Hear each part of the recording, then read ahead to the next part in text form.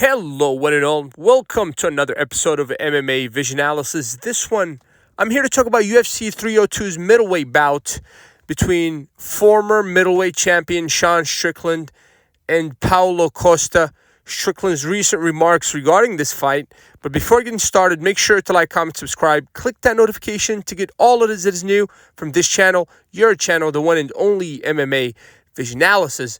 Sean Strickland rose to the top of the division so fast, became the champion, won the championship against one of the greatest mixed martial artists of all time, Israel Adesanya, in spectacular fashion.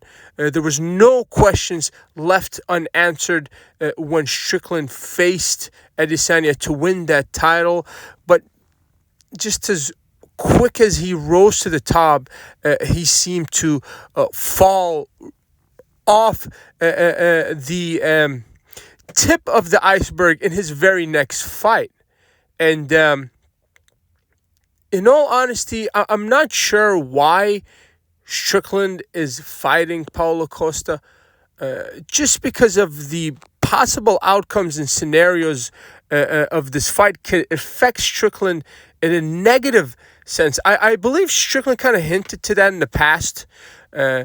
It's, in all honesty, I look at this as a lose-lose situation for Strickland, and it's a do-or-die thing for Paulo Costa.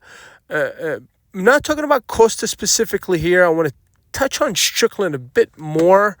Sean Strickland, even if he beats Paulo Costa, it doesn't really mean much. I mean, he was supposed to get a direct rematch with Strickland, but for reasons that did not happen. Now he's got Paulo Costa, who lost his last bout against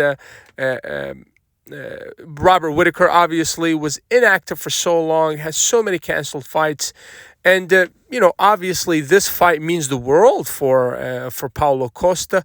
But the Sean Strickland that's going into this fight is a pissed off Sean Strickland, and in all honesty, I think this might put Paulo Costa in a bit of trouble.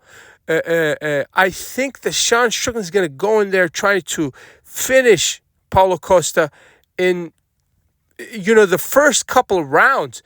And in recent remarks that he's made regarding his upcoming fight, the night of UFC 302, he's actually hinted to him being in a motivated spirit ahead of his fight, UFC 302 against Paulo Costa. But in all honesty, regardless, this is going to be a fantastic fight to watch. This has the potential of becoming the fight of the night for sure, because these two guys are more than likely going to go in there and exchange the entirety of the duration of the fight. And I'm trying to think who would come out to be on top in a brawler versus brawler kind of situation. In this kind of situation in particular, Paulo Costa has showed in the past that he can't handle pressure when you continuously put pressure on Paulo Costa, and that's what Strickland is going to do. He's going to be in your face the entirety of the time. I think this is probably going to come down to who punches harder and who can take the harder punch, obviously. But I just look at Strickland being the more motivated fighter for this fight. And in all honesty, this fight doesn't really make much sense for me, just looking at it from the outside.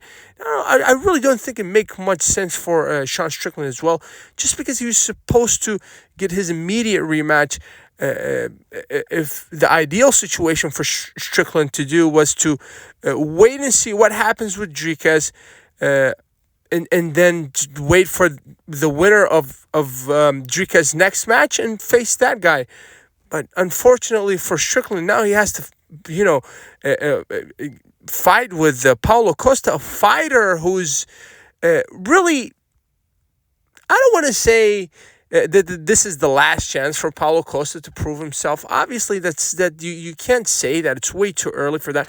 Paulo is still relatively young for the mixed martial arts, and don't be surprised if Paulo Costa catches like a second wing and becomes champion in the near or distant future. It would be foolish to count the guy out. That's for certain. But that being said, I think that Paulo Costa is kind of, he it would be nice for him to win this fight, and if he was to win this fight, this would put Strickland in a rough position, because you have to fight your way back to the top. You're not going to get an immediate a title shot after losing to Paulo Costa, and by doing so, you're going to propel Paulo Costa's career towards the top of the division, just like Robert Whittaker's win over Paulo Costa kind of propelled him to the top of the division. Now he has to deal with Hamza Chimaev. And in all honesty, that fight is a lot closer than I think people think it actually is. And it perhaps favors Whittaker, in all honesty. So this middleweight division is very interesting, to say the least. So many possible outcomes and scenarios. And I just look at, for Strickland, the night of UFC 302 is, in all honesty, the only win in that is the monetary win, and if he gets the actual W against a respectable opponent, the likes of Costa. But more than likely, he's looking at it as a lose-lose situation, because you can end up taking damage against a tough opponent, and you might lose this fight as well, obviously. So it's a lose-lose situation.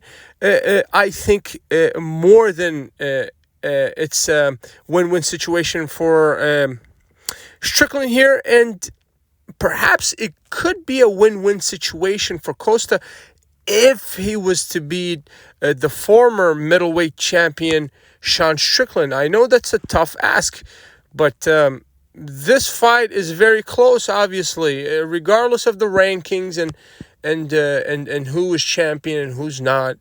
Every fight unfolds, obviously, during the fight.